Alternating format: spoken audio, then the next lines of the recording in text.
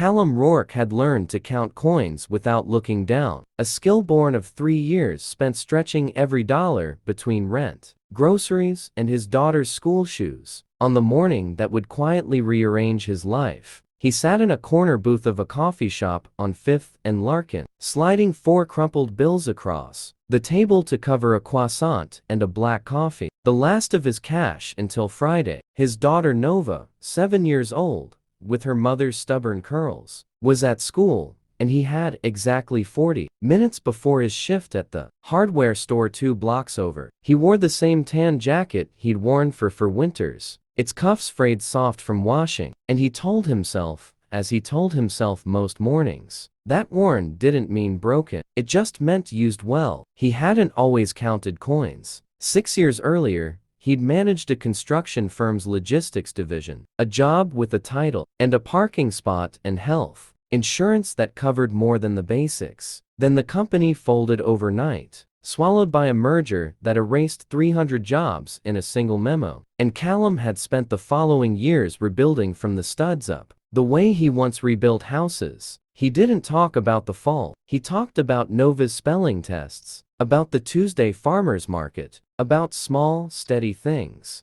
because small and steady were what he had left, and he had decided they were enough. That morning, a woman entered the coffee shop like weather changing. She moved without hurry, but with unmistakable purpose, dressed in a cream-sheath dress and heels that had clearly walked through boardrooms rather than sidewalks, a phone in one hand and a leather bag over the other shoulder. Her name was Serafini Voss, though nothing in her presentation announced it. She had ducked into the shop to escape a call she didn't want to take, standing on the street, and when she looked up from her screen, her eyes landed on Callum's table, on the careful arrangement of his few bills, on the way he'd folded his napkin, instead of crumpling it, like a man trying to preserve some small dignity in an undignified moment. She did not know him. She had never seen him before in her life, but something in the tired set of his shoulders reminded her of her own father, a man who had once counted coins at a different kind of counter,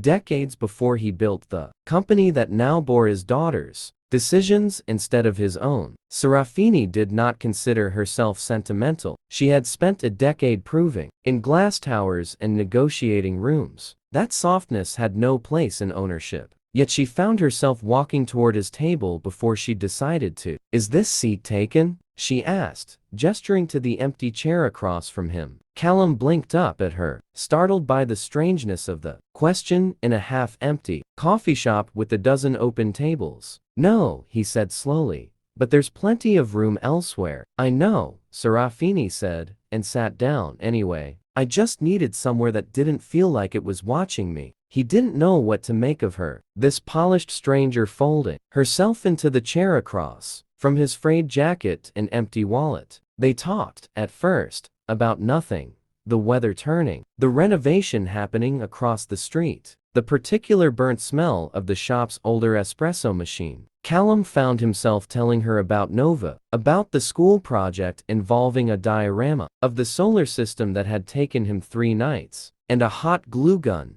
burned to finish. Serafini found herself listening in a way she hadn't listened to anyone in longer than she wanted to admit, without calculating the next question, without an agenda waiting behind her attention. When the bill came, she reached for it before he could. "I've got this," she said. "You don't need to." "I know I don't need to," she said. "I want to." He let her, not because he lacked pride, but because arguing over $4 felt smaller than the conversation they'd just had. And some instinct told him this woman wasn't offering charity, she was offering company, and he hadn't realized how hungry he was for exactly that. Before she left, she handed him a card, plain and cream-colored, with only a name and a phone number printed on it. No title, no company logo. "If you're ever looking for work," she said, "call this number and ask for Serafini." He thanked her, more out of politeness than expectation, and slid the card into his jacket pocket, where it sat forgotten for 2 days,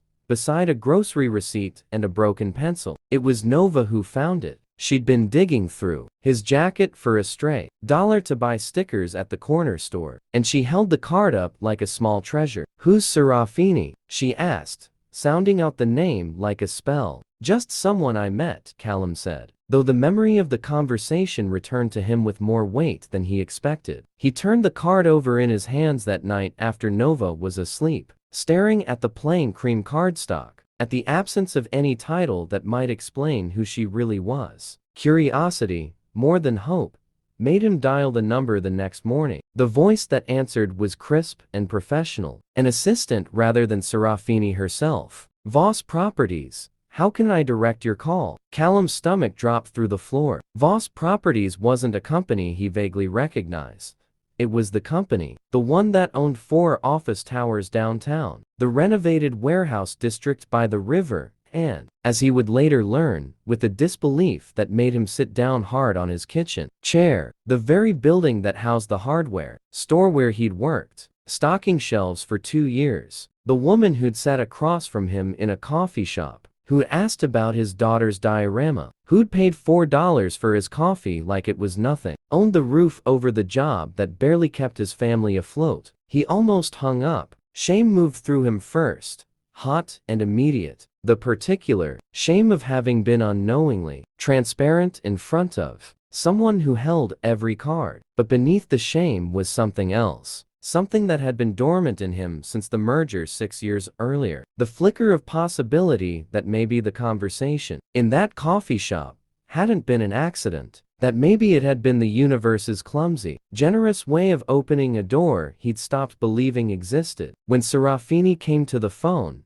her voice held no trace of surprise, only warmth. I was hoping you'd call. I didn't know who you were, Callum said, the words tumbling out before he could organize them into something more composed. I would have said something different. I would have. You would have performed, she said gently, cutting through his spiral. That's exactly why I didn't tell you. I wanted to talk to the man, not the heir sum. She told him then about a position opening in her logistics division, overseeing supply coordination for the warehouse renovation project, work that matched precisely the skills he'd built and then abandoned 6 years before, work he'd assumed no one would trust him with again after a gap that long. She hadn't offered it out of pity. She'd looked into his background quietly after their conversation, made a few calls to old colleagues who still remembered his competence, and concluded that his years managing logistics for a firm 3 times the size of her renovation project made him overqualified for the shelves he was currently stocking. Callum sat in stunned silence for a long moment, the phone warm against his ear, Nova's crayon drawings taped to the fridge behind him, and felt something shift loose in his chest.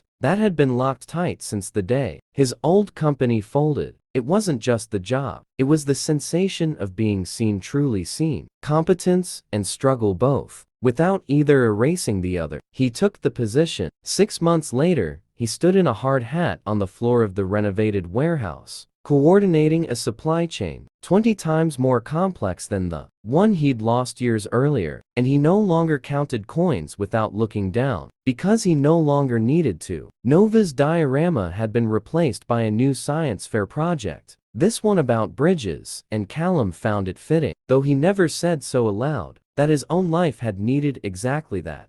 A bridge built quietly, plank by plank, by a woman who never once let him feel like he was standing on charity. Serafini, for her part, never publicized the story, never turned it into a corporate feel-good campaign, the way her board once suggested she might. She kept the plain, cream business cards in her desk drawer and continued handing them, occasionally, to strangers whose shoulders carried the particular weight of someone still counting coins, not because she was performing kindness, but because she remembered, every single time, the version of her own father who once sat exactly where Callum had sat, folding a napkin instead of crumpling it, trying to preserve some small dignity in an undignified moment. Some buildings are owned by names on deeds, but some are held together, quietly, by the people inside them who choose, again and again, to see each other clearly.